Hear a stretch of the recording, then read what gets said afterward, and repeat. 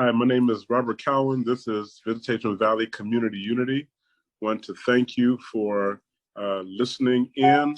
Visitacion Valley Community Unity is a group of community leaders that have come together to give voice to Visitacion Valley residents.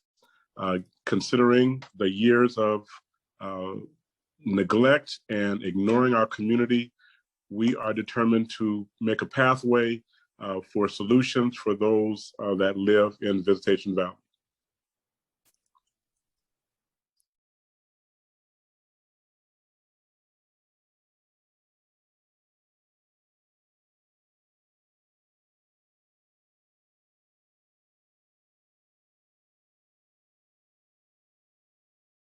Thank you so much, Assemblymember Kevin Mullin, for joining us today. I will be reading some questions, and we hope that you'll be able to answer them. Due to redistricting, Visitacion Valley, Excelsior, OMI, and Portola are now within a new California congressional district.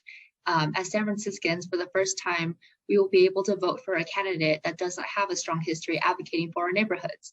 Please introduce yourself and tell us how you will engage with San Francisco voters in the new California Congressional District 15. Well, thank you so much, Jessica, Robert, all of you assembled. It's an honor to be with Visitacion Valley Community Unity.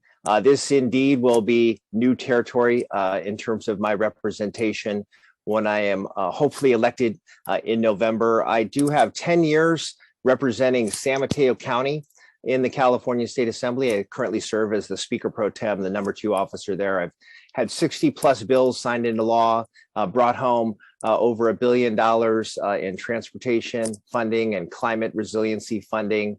So delivering for the district has been very important to me. I have always been a district-based legislator. I'm going to take that same kind of approach when I'm representing the 15th Congressional District. As you mentioned, both Robert and Jessica, Excelsior, Visitacion Valley, adjoining neighborhoods. This is new territory in the newly created 15th Congressional District. My current district, my assembly district, is a very nice overlay on the current district, but as you mentioned, I don't represent the San Francisco area, and I also don't represent East Palo Alto. So these are new neighborhoods. And as the new Congress member representing those areas, I'm going to make extra effort to get to know these communities because I haven't been serving them previously. So you're going to receive a great deal of attention from me personally, as well as my district staff, who will make extra effort to make sure that your voices are heard. I know that there are major needs in the various communities. I'm going to be a strong voice as your member of Congress about those various needs. So what I would say is look at my track record of representation for my communities that I currently represent. You will have that same level of service.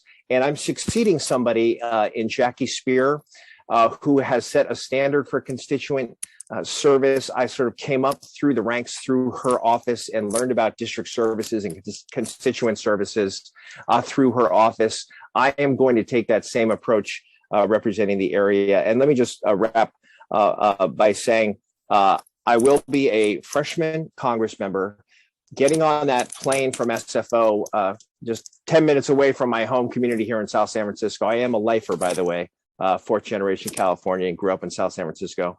But I'm going to get on that plane, go to Washington, D.C., represent your needs to the federal government, but I'm going to be returning home every weekend, doing town halls, doing coffees, being present in your neighborhoods, in your communities. So you will have my ear about your needs, and I will be a strong advocate and representative for you. And the people that currently represent the area in San Francisco, State Senator Scott Wiener, and former Assembly Member, current City Attorney David Chu, Phil Ting, others who represent the area in San Francisco have endorsed me, as has Jackie Spear. And I look forward to the opportunity to represent all of you in Washington, D.C. Thank you. How will you communicate or share information to non-English speakers? Well, thank you for that, Jessica. So absolutely, I will have a multilingual staff person. I currently have a woman named Carol Ong, who is a tremendous liaison, in particular to the AAPI community. The congressional staffs are a little bit bigger than the assembly staffs. I want to make sure I put plenty of resources into my district office to make sure that my district staff looks like the area that I will be representing. So we have liaisons to different neighborhoods, liaisons to different communities. I want to make sure that anything we put out is multilingual, culturally appropriate information to the neighborhoods that are served, because regardless of the language you speak, you need to feel connected to your congressional representative. So I will absolutely make that a priority, as I have in my assembly office, but the bar is even higher. In the congressional district, is larger and more languages spoken, and in tremendously diverse district, and that will be reflected in my staff and all of my approaches as a district office serving the community. Climate change is top of mind for everyone. How do you plan on addressing emergency preparedness issues like climate change, future pandemics, or the next big thing? It's a great question, Jessica. It's central to our work currently in the California State Assembly. Just this past budget, working with Governor Newsom and fellow legislators, there was a $54 billion with a B, $54 billion investment in climate resiliency. Climate change is absolutely top of mind. Just my district alone right now in the Assembly, 24 billion with a B, 24 billion is at risk in terms of property values with sea level rise, right? So on the San Francisco Peninsula, we've got challenges on the ocean side, but the inundation zone with sea level rise is on the bay side. And there are just tremendous issues that this current generation and future generations will deal with.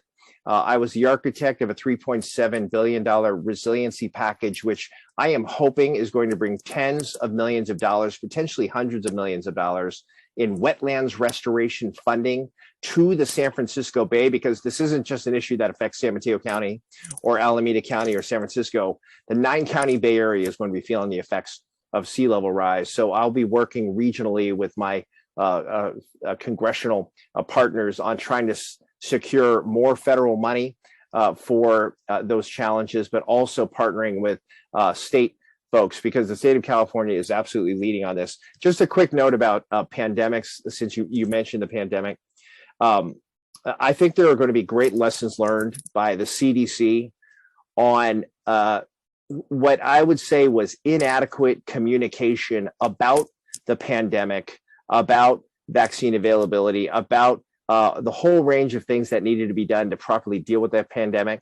I think it's still, frankly, an incredible, in spite of the deaths, in spite of all of the challenges, the fact that science, our life sciences, the research, the science that happened around developing vaccines, millions of lives are going to be saved because of that. So that is a success story in its own right.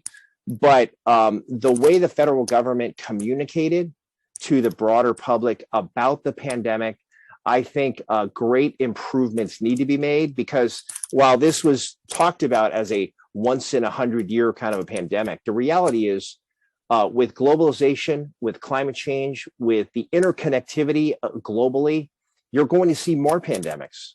You are going to see more pandemics. I hate to even utter that phrase because of the difficulty that everybody has endured these past number of years, but we need to be better prepared. And the federal government has the chief role in that regard. So much more to be done on that front. And I hope that we are better prepared for the next pandemic that will surely come our way, hopefully in the not so distant future. I should say, hopefully in the not a close future, hopefully far off down the road, but we need to be better prepared when it does come. Great. Another thing that we are concerned about is public safety. How do you plan on addressing public safety issues from a federal level? Thank you, Jessica. First and foremost, the federal government has a role. All government, frankly, has a role in protecting the public safety and the public health. These are the core functions of government. And too many people don't feel safe right now. Retail crime is being experienced by small business owners across the city. We've seen a rise in hate crimes, particularly against the AAPI community. In the Assembly, as part of the budget process, I supported $156 million in state funding to address discrimination, rising hate incidents, especially in the AAPI community. Those funds are being dedicated to community organizations providing victim compensation, counseling, and crime prevention, such as escorts for older residents who fear attacks. I also co-authored legislation to allow district attorneys to better coordinate in a cross-jurisdictional way to deal with retail crime. At the federal level, I will be most supportive of legislation to address the underground economy with the resale of goods, retail goods that were stolen as part of criminal acts.